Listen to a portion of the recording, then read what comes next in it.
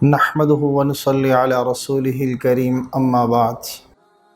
عن رافع رضی اللہ تعالی عنہ قال قیل یا رسول اللہ ای الکسب اطیب قال عمل الرجل بیدہ وکل بیع مبرور او کما قال علیہ الصلاۃ والسلام.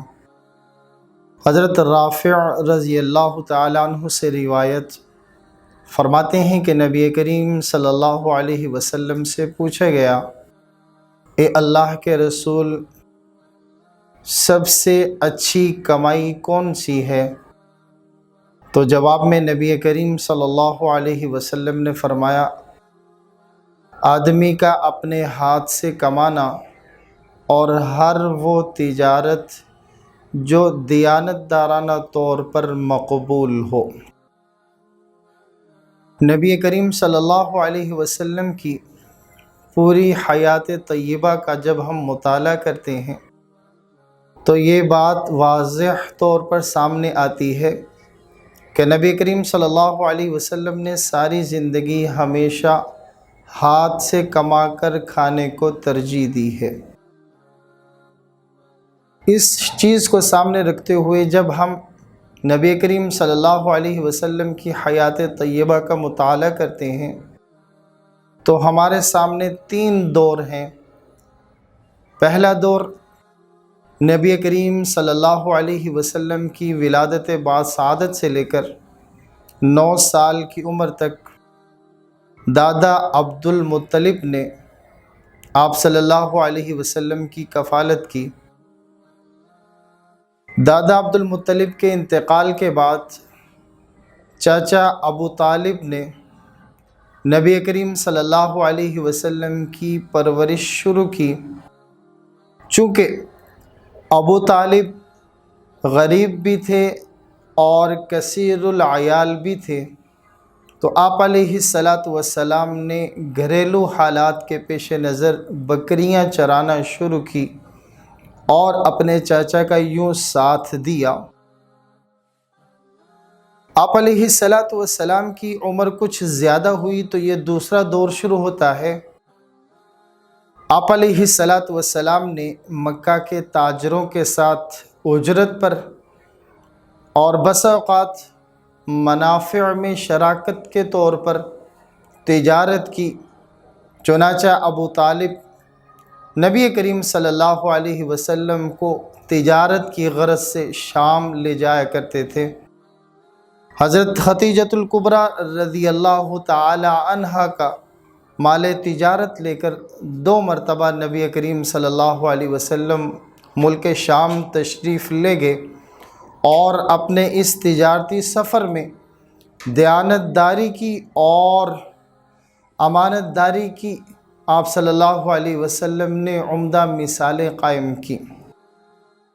تیسرا دور حضرت سیدنا محمد کریم صلی اللہ علیہ وسلم کا تجارت کا شروع ہوتا ہے حضرت خدیجۃ الکبریٰ رضی اللہ تعالی عنہ کے ساتھ نکاح کے بعد۔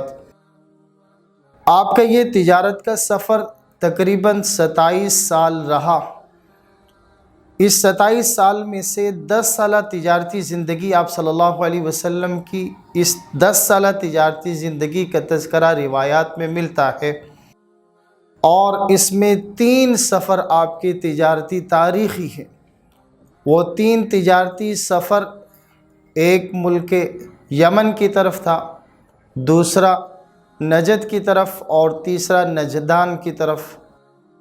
تاریخی روایات میں آپ علیہ السلام کے ان تینوں تجارتی سفروں کو تاریخی حیثیت حاصل ہے۔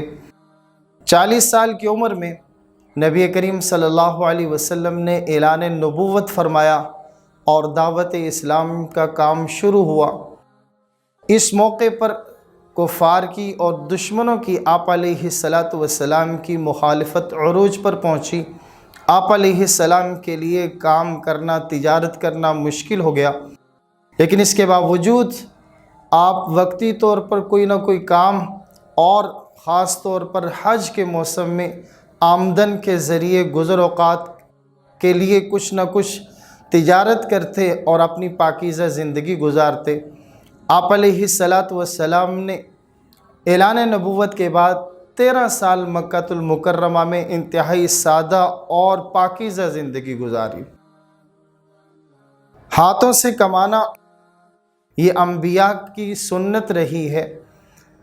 تاریخی روایات سے معلوم ہوتا ہے کہ حضرت آدم علیہ السلام کھیتی باڑی کیا کرتے تھے، اپنے ہاتھ سے آٹا پیستے اور روٹی بنایا کرتے تھے۔ حضرت ادریس علیہ السلام درزی کا کام کرتے تھے، لکھائی کا کام کرتے تھے۔ حضرت ابراہیم علیہ السلام نے بیت اللہ کی تعمیر کی۔ حضرت اسماعیل علیہ السلام تیر بنایا کرتے تھے۔ حضرت داؤد علیہ السلام زرہ کا کام کرتے تھے، جو ایک لوہار کا کام ہے۔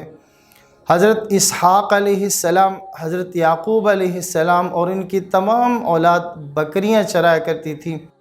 حضرت عیسیٰ علیہ السلام کے متعلق آتا ہے کہ وہ ایک دکاندار کے پاس کپڑا رنگنے کا کام کیا کرتے تھے۔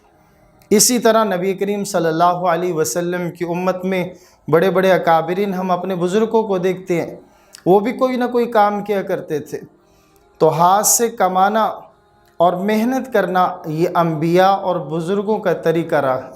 یاد رکھیں، دینی تعلیمات ہمیں یہ بتلاتی ہے کہ دوسروں کے مال پر نظر رکھنا، دوسروں کا مال چھین کر زندگی گزارنا یہ قطعاً باعزت زندگی نہیں۔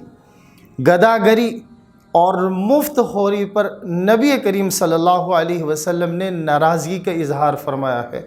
تو سامعین محترم، پروردگار ہمیں ہاتھوں سے حلال کمانے کی اور اپنی رحمت سے اس میں اللہ کی ذات برکتیں نصیب فرمائے۔